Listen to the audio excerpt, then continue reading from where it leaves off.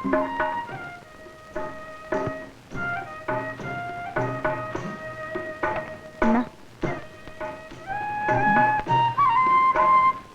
കണ്ടോ? എന്റെ ഭർത്താവിനെ കൂടാതെയുള്ള സന്തോഷമോ സ്വർഗീയ സുഖാനുഭവങ്ങൾ പോലുമോ ഞാൻ കാക്ഷിക്കുന്നില്ല. അദ്ദേഹത്തെ കൂടാതെ എനിക്ക് ജീവിക്കുവാൻ സാധിക്കുന്നതല്ല എന്ന് സാവിത്രി പറഞ്ഞു. ഇത് കേട്ട യമൻ എന്നാൽ അങ്ങനെ തന്നെ ആകട്ടെ എന്ന് പറഞ്ഞ് സത്യവാന്റെ ജീവനെ ബന്ധിച്ചിരുന്ന കെട്ടഴിച്ചു. ഹേ ഭാഗ്യവതിയും ഭർത്തൃഭക്തിയുമായ സതീരത്നമേ, ഭവതിയുടെ ഭർത്താവിനെ ഞാനിതാ മോചിപ്പിച്ചിരിക്കുന്നു. വിജയം കൈവരട്ടെ എന്ന് അനുഗ്രഹിച്ചു. ഇങ്ങനെ സാവിത്രി തന്റെ സാമർഥ്യം കൊണ്ട് തന്റെ ഭർത്താവിനെ രക്ഷിച്ച് ഭാഗ്യത്തിലേക്ക് നയിച്ചു.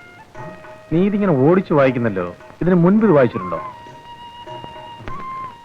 വായിക്കുന്നു, പക്ഷെ മനസ്സിലാവുന്നുണ്ടോ? പഠിച്ചപ്പോൾ മനസ്സിലായില്ലായിരുന്നു. ചാരിത്രം നഷ്ടപ്പെട്ടു പോയതിനു ശേഷമാണ് ചാരിത്രശുദ്ധിയെപ്പറ്റി ശരിക്കും മനസ്സിലായത്. കാശും പണവും ആവശ്യത്തിനുണ്ടായിരുന്നെങ്കിൽ ചാരിത്രം മാത്രമല്ല എന്ത് വേണമെങ്കിലും സുരക്ഷിതമാക്കാമായിരുന്നു. എന്താ ചിരിക്കുന്നത്? പണക്കാരെല്ലാം ചാരിത്രശുദ്ധിയുള്ളവരാണെന്നാണോ നിന്റെ വിചാരം? പിന്നെ എന്റെ ഒരു അനുഭവം പറയാം. കണ്ടമാനം പണമുള്ള ഒരു പണക്കാരൻ എന്തോ പൂർവ്വവിരോധമായിരിക്കാം, അടിച്ച് സൂപ്പാക്കണമെന്ന് പറഞ്ഞ് വേറെ ഒരു പണക്കാരൻ 1000 രൂപ എന്റെ കയ്യിൽ എടുത്തിരുന്നു. ഞാൻ അയാളുടെ ബംഗ്ലാവിലെത്തുന്നു. ചെന്നപ്പോൾ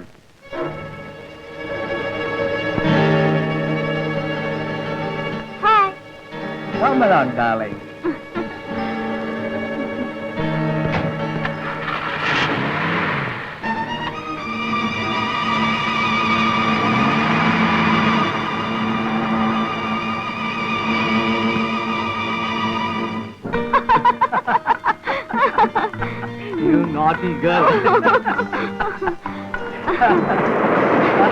Hey, you. The donkey game? Come on, I teach you the donkey game. Come on, now. How is it now? How is it? It's nice.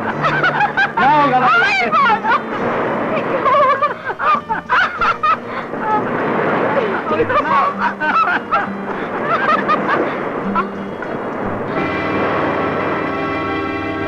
Rajasekharan മുതലാളി, തനിക്ക് ഞാനൊരു സമ്മാനം കൊണ്ട് വന്നിരിക്കുകയാണ്.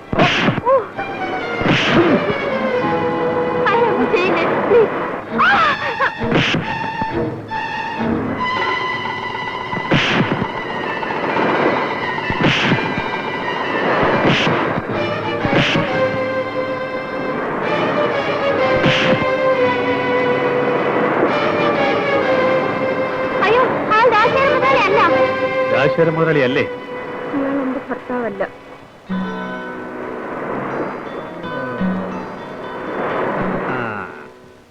അപ്പോൾ ഇത് പുറത്തറിയാൻ പാടില്ല അല്ലേ?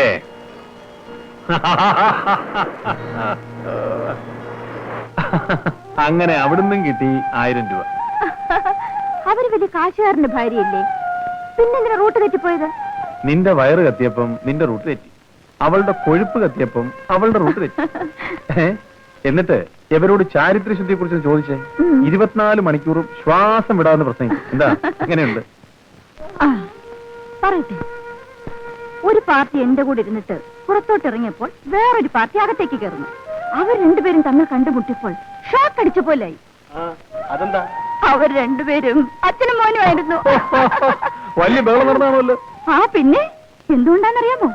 എന്റെ വീട്ടിൽ വന്നതിനൊന്നുമല്ല, അച്ഛനേക്കാൾ മോന് 5 രൂപ കൂട്ടി തന്നുപോയി.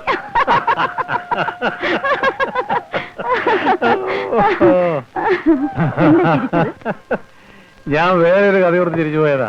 എന്റെ അടുത്തോടെ പറഞ്ഞിട്ട് ചിരിക്കുന്നു. വേണ്ട, വൃത്തികേടാ. ഓ, വല്ലാത്ത വൃത്തികേട്, ഞാൻ കാണാത്തത്. കേട്ട് കഴിഞ്ഞു പിന്നെ വൃത്തികേടാണെന്ന് പറയരുത്. ഇല്ലില്ല, പറയാനേ.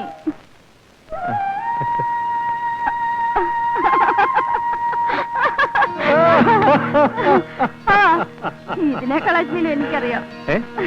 കേക്കട്ടെ, വേണ്ട പറയാൻ.